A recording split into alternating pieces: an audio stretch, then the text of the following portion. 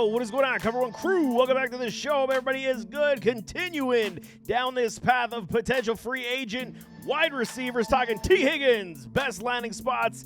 Is he done with the Cincinnati Bengals? Is he going to take his talents elsewhere? Will the Bengals retain his services? So many question marks coming into this offseason for Tee Higgins. We know he is an alpha-type wide receiver. We know what kind of damage he can do on the field, but it has been with somebody like a Joey B. Will the grass be greener with somebody else?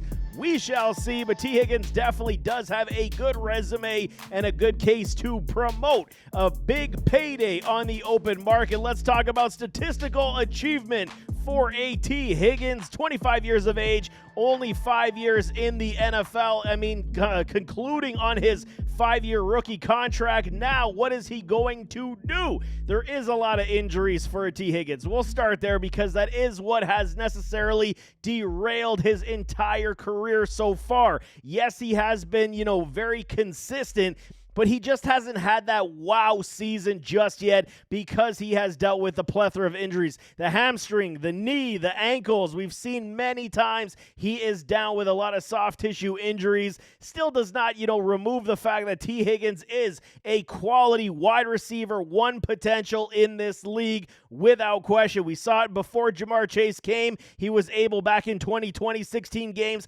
almost 1,000 yards, 6 TDs, 50% on that boom rate back in 2020. But you brought in a Jamar Chase, only impacted his game to levels that he does not see the top end target share. Throughout his entire career, he has not cracked over 110 targets and is still racked in 2 1,000-yard seasons. 2022 was his best campaign overall when it came to statistical speaking achievements. 185.7 was very close this past year in 2024, 185.6. Best boom rate he has had this past season, even though he did only play in 12 contests, 109 targets, 73 receptions, 911, and 10 TDs. The 10 touchdowns definitely uplifted Tee Higgins this past year. His worst year did come in 2023. Very much was in question to see if the Bengals were going to exercise that fifth-year option and bring him back. They did. We understand this. We saw it play out this past year. He again dealt with injuries, but he was definitely utilized a lot better this season than we had seen. Almost over 65% on the boom rate is very good news for us when we are talking about a Tee Higgins. I wasn't necessarily singing the good graces of T coming into the season because of all those injuries, but he definitely did have a good year overall. Definitely not, the top end talent we're looking for, but more than enough to believe he could potentially cash in on the open market. Never a 70-point boom rate player, which is a concern as well. Never cracked above the top 15 in wide receivers either in half PPR. That is another problem that we always say. He is a great wide receiver too, has not showcased the talents of a wide receiver one in fantasy football, which is a grave concern overall. But we know what kind of talent he could potentially be if he is, leaned upon as the number one guy, but can he stay healthy enough to play a full 16, 17 games and give us the top-end booms we're looking for? That is still the biggest question mark. Free agent time, I went through this with the Cooper Kupp show, if you guys did watch that one as well, but there are a decent amount of free agent wide receivers on the open market. Stephon Diggs, Keenan Allen, Amari Cooper, Chris Godwin, likely going to be franchise tagged himself coming off that injury as well. Brandon Cooks, Deontay Johnson, DeAndre Hopkins, Marquise Hollywood Brown, and you see the wide receiver rank from this past year. So these guys will likely find themselves on a different club in 2025. Not surprising, majority of them, at least to say the least. We're outside of a Chris Godwin potentially franchise tagged, and that isn't to suggest that Tee Higgins could not be franchised as well for the Cincinnati Bengals. Joey B has gone on record to say, keep the band together. We got to keep moving forward with the same guys, with a Jamar Chase, with a Tee Higgins, etc.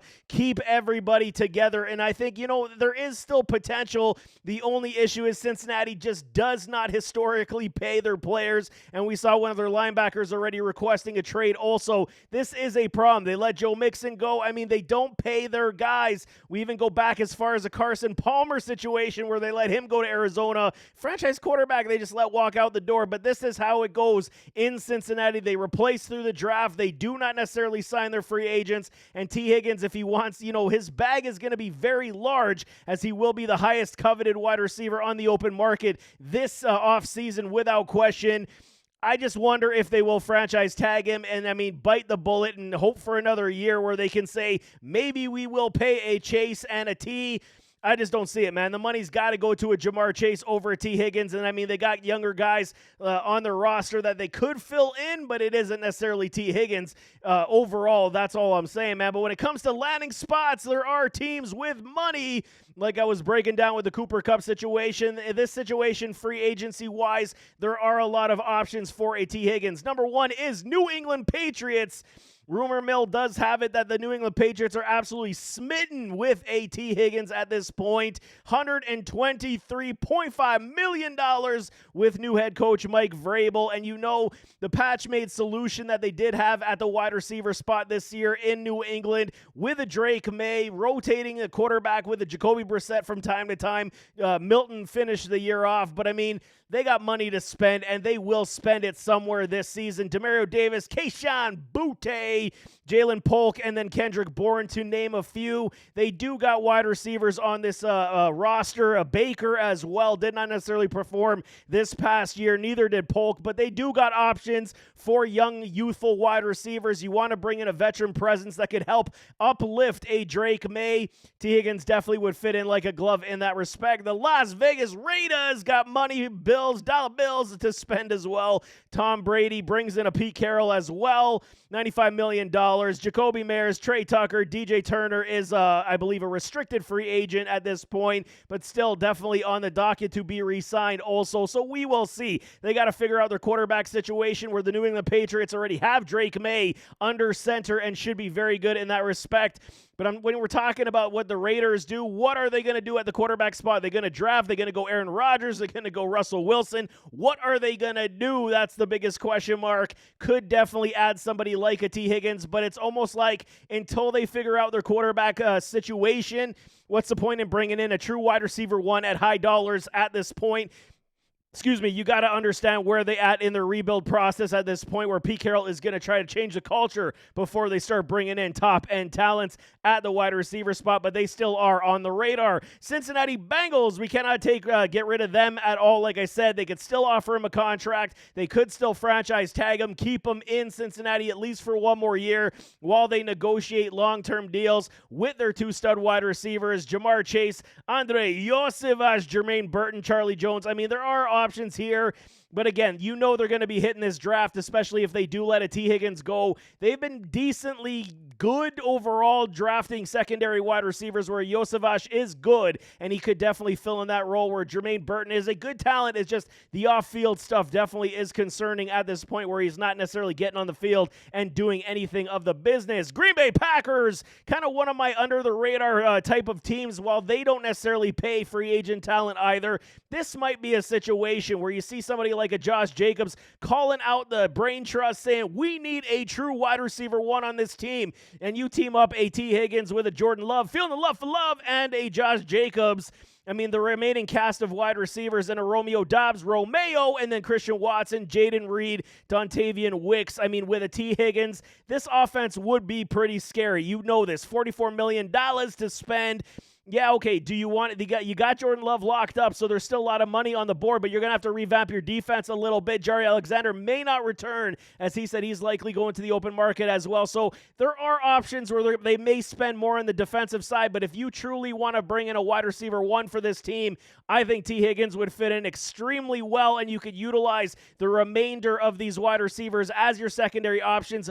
Opening up somebody like a Jaden Reed with a Tee Higgins would be absolutely gorgeous, but like I said, said, the Green Bay Packers don't typically spend on the open market, so this is kind of a wishful thinking, but one of my under-the-radar teams to go and try to make bids on a T. Higgins. LA Chargers, like I said, with the Cooper Kupp, I think T. Higgins would be an option for them here as well. $65 million. Lad McConkey, he's a good lad, and I went through this list on the Cooper Kupp show as well. QJ, Darius Davis, Brendan Rice, not really much in the cupboards. And I mean, Herbert had a good season, lowest interception rate that he's had overall in his entire career, but you got to add more pieces at the wide receiver spot. T. Higgins would instantly slot in as the wide receiver one, giving Lad McConkey more free reign to run from the slot and open up that much more. It would be a very good situation for these LA Chargers if they got themselves a wide receiver like A.T. Higgins. The Arizona Cardinals with a Marvin Harrison Jr.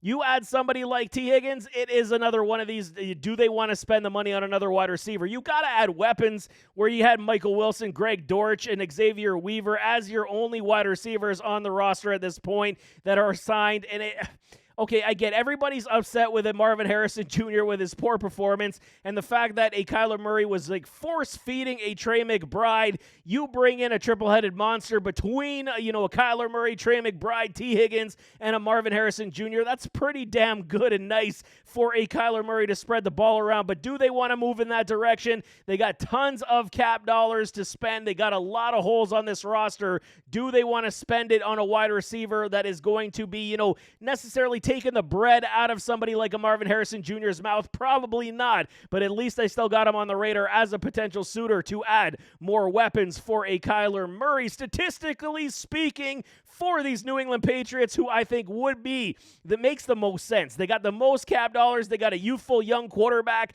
They need a wide receiver one to, start this, transition with a Mike Vrabel and continue this build back up into glory. I think the Patriots are definitely one of the teams that I think make the most sense landing spot wise. We talk about a Drake May, my guy. Love me some Drake May. Passing attempts 24th, yards passing 24th, average per attempt 27th, TD passes 23rd. So that's why I got the down mark on the passing stats from this past year. But they tried and they attempted, and Drake May continued to get better every single week. I'm a huge supporter of Drake May, have been since his UNC days. Love me some May.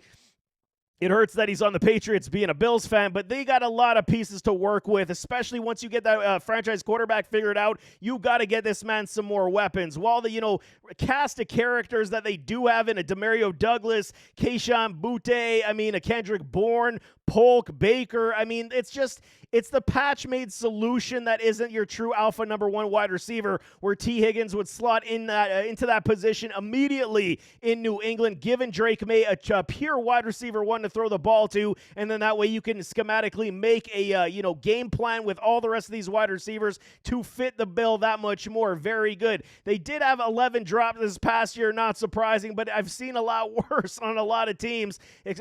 Completion rate for a Drake May was 4.8% and 34 explosive plays. So at least we did see a snippet of what the potential is for these New England Patriots without somebody like T. Higgins, with somebody like a Drake May, and that is definitely positives on the rise. When you're talking about the fantasy football points that this New England Patriots wide receiver room put up this year, between the tight ends and the wide receivers, they only put up 446 points this year. While that seems like a lot, it really truly isn't from an entire cast. Where you put it into perspective, where somebody like a Jamar Chase got 336 points this past season, that is roughly 107 points more on the New England Patriots entire wide receiver core that Jamar Chase put up this past year. So you see they require a lot of help in this regard. They gotta change up this passing attack.